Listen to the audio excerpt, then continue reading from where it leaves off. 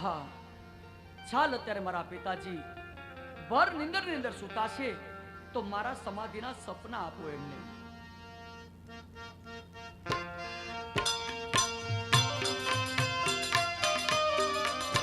આવી ગળગળતી માં જમરાત, ઓજી રે ગળગળતી, આજ માં જમરાત,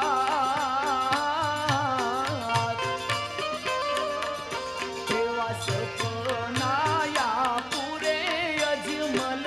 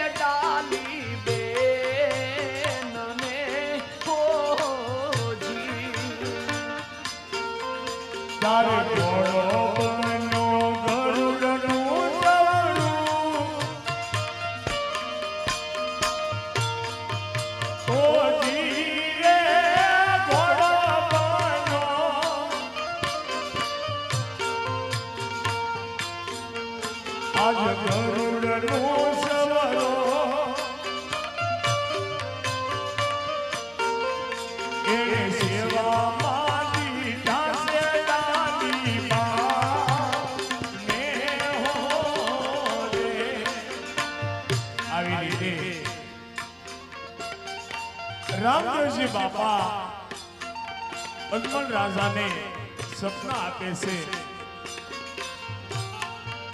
અને અજમલ રાજા દ્વારકાની અંદર કૃષ્ણ પરમાત્માની મૂર્તિની સામે ઊભા હોય છે. એવામાં એક ઘોડેસવાર બાગરજા ધમા બાગરજા ધમા કરતો ઘોડો લઈ અને ઠેઠ મંદિરની અંદર પ્રવેશ કરે છે અને અજમલ રાજાએ નજીક આવે ત્યાં તો એને એના દીકરા રામાને ભાળ્યો અને રામાને જોતા અજમલ રાજા અસરત પામી જાય છે અને એવામાં રામદેવજી બાપા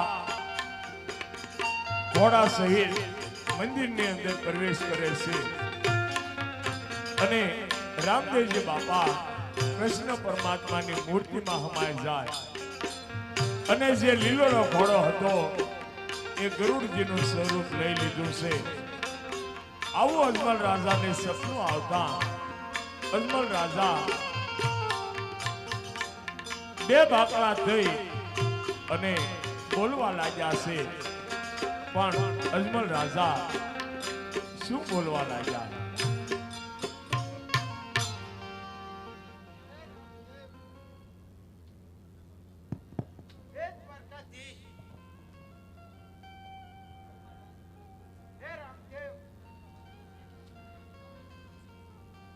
આવી રીતે જય રામદેવજી જય રણછોડરાય જય રામદેવજી જય રણછોડરાય આવા પોકાર પાડવા લાગ્યા છે. અને ત્યાં તો દાસ દાસીઓ અને માતા મિનોદે પણ રાજાના ઢોલિયા પડખે આવી જાય છે અને ફરીવાર જય રામદેવજી જય રણછોડરાય એવા પોકાર પાડવા લાગ્યા છે.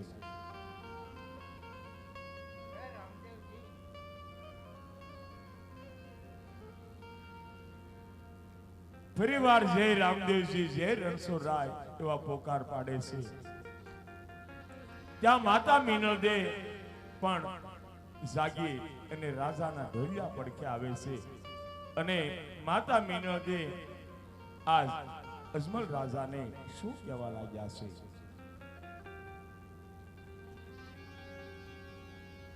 અરે સ્વામિનાથ, આજ તમે સપનાની માલિપા શું રામદેવને શું રામદેવ કરી રહ્યા છો સ્વામિનાથ?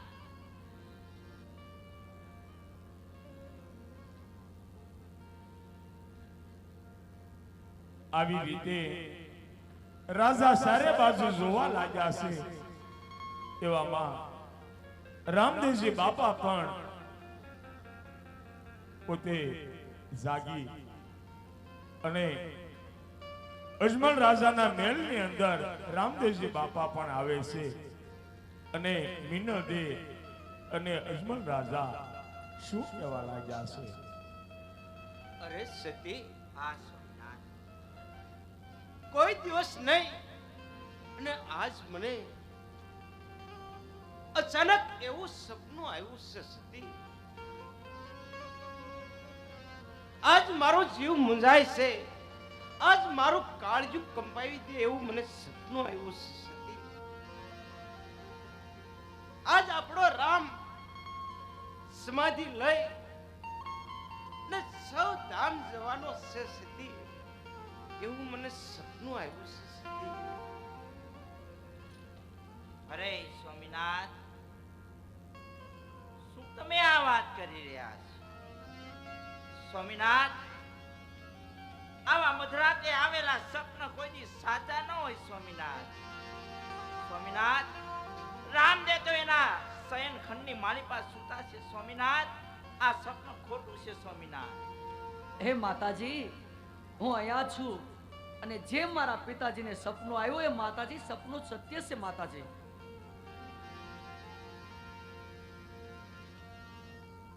અરે બેટા દીકરા રામ, હા માં, શું તમે આ વાત કરી રહ્યા છો બેટા રામ? હા માં, સૌધામ જવાની ઉંમર તો આજ મારીને તારા પિતાજીની છે બેટા. કહી દે આ વાત ખોટી છે બેટા રામ. અરે માં, મારો હવે ધરતી પરનો કાળ સમીપ આવ્યો છે માં, મારે જાવું પડે એવું છે માં. અરે બેટા રામદેવ, હા માં, તમે આ વાત કરી રહ્યા છો બેટા? હા પિતાજી, અમીર હોય ગરીબ હોય તવંગર હોય પિતાજી, એક દિવસ સર્વને જવાનું છે. આપ દુખી ન થાવ માતાજી. પિતાજી, અધિપતિ અખિલ બ્રહ્માંડનો અધિપતિ શ્રી રામચંદ્ર ભગવાન એને માં જાવું પડ્યું. અખિલ બ્રહ્માંડનો નાથ કાળિયો ઠાકર કૃષ્ણ પરમાત્મા એને પણ માં જાવું પડ્યું હતું. હું કહું પિતાજી, તમે સાંભળો. ગરીબ કે તવંગર ને ભોગવા પડે છે. હા માં, અંજળ પાણી પૂરા થાય એટલે જાવું પડશે માં. વિધિના લખેલા એને કોણ ટાળી શકે માં? વિધિના લખેલા લેખવાલો મંજૂર કરે છે. અંજળ હશે ત્યાં હવને જાવું તો પડે છે. હા માં,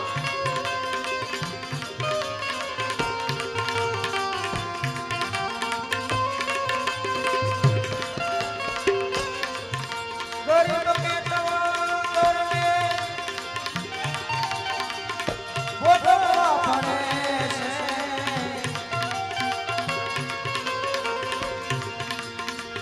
અંજળ હશે ત્યાં જીવને જાવું રે પડે છે.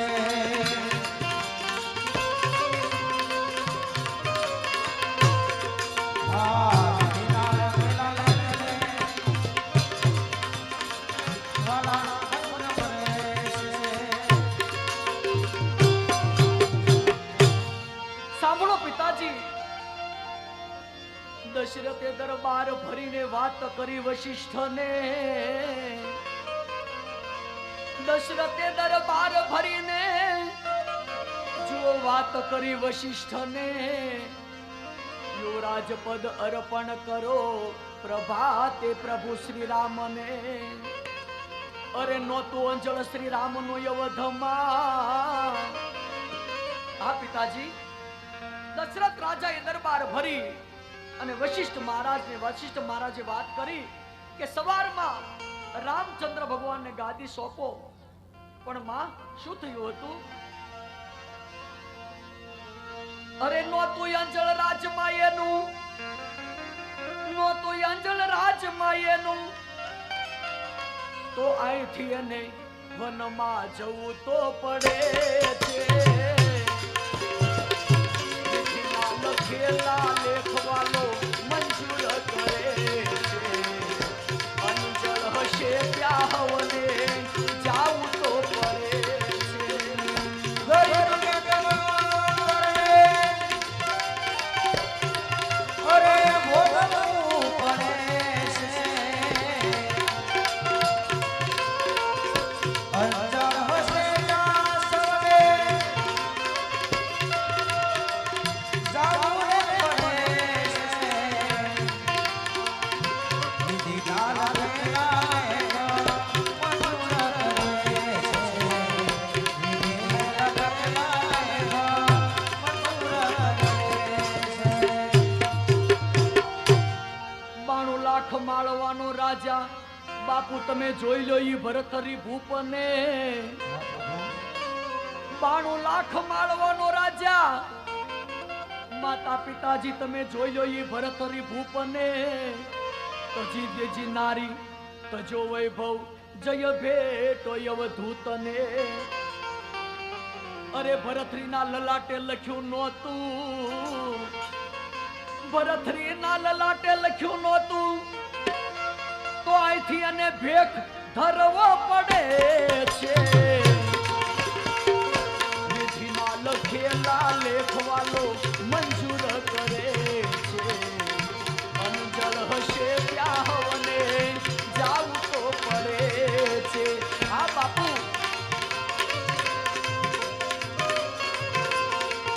ગરીબ કે તવંગર ને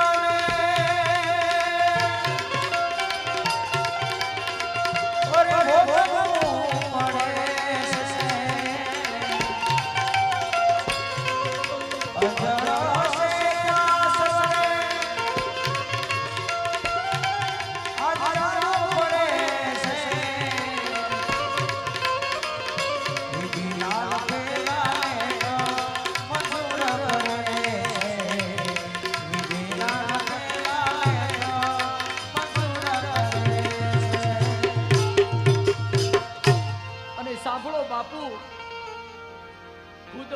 શ્રી રામની નારીને લંકા જોવી પડે છે એ અખિલ બ્રહ્માંડનો નાથ હતો પિતાજી. ખુદ પ્રભુ શ્રી રામની નારીને લંકા જોવી પડે છે. અરે ખુદ પ્રભુ શ્રી રામની નારીને લંકા જોવી પડે છે. વનવાસ વીતે આવ્યા અવધમાં અને પાછું વનમાં જવું પડે છે.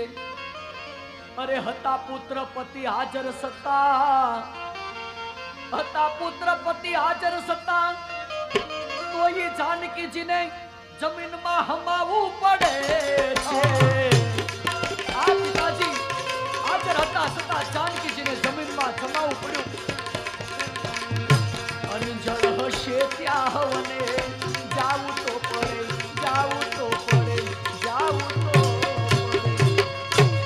આ માતાજી પિતાજી મારો ધરતી પરનો કાળ સમય હવે નજીક આવી ગયો છે, માટે મને રાજી ખુશીથી જવાની મને રજા આપો, આજ્ઞા આપો માતાજી.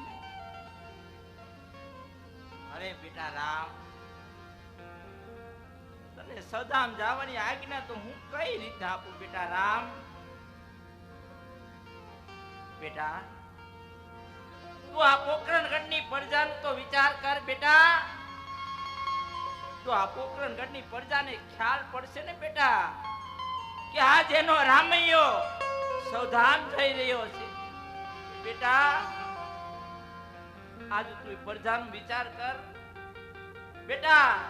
સૌધામ જવાની ઉંમર તો આજ અમારી છે બેટા. કહી દે બેટા રામ કે હું સૌધામ નહીં જાઉં બેટા. અરે માં, હું કહું તમે સાંભળો માં, કે સૂર્ય કદી અસ્ત નથી થતો. પૃથ્વીના પરિભ્રમણથી રાત અને દિવસ, દિવસ પછી રાત થાય છે માં. એનો પ્રકાશ બધાને મળે છે. અને માં, હું મારા ભક્તો, મારા પોકરણગઢની રૈયત, રણુજાની રૈયતની અંદર સદાયને માટે મારો પ્રકાશ હું પાથરતો રહીશ માં, પાથરતો રહીશ. આમ માતાજી પિતાજી તમે દુઃખ ન લગાડો, મને જવાની આજ્ઞા આપો. કાળ ચક્રને કોણ રોકી શકે માં?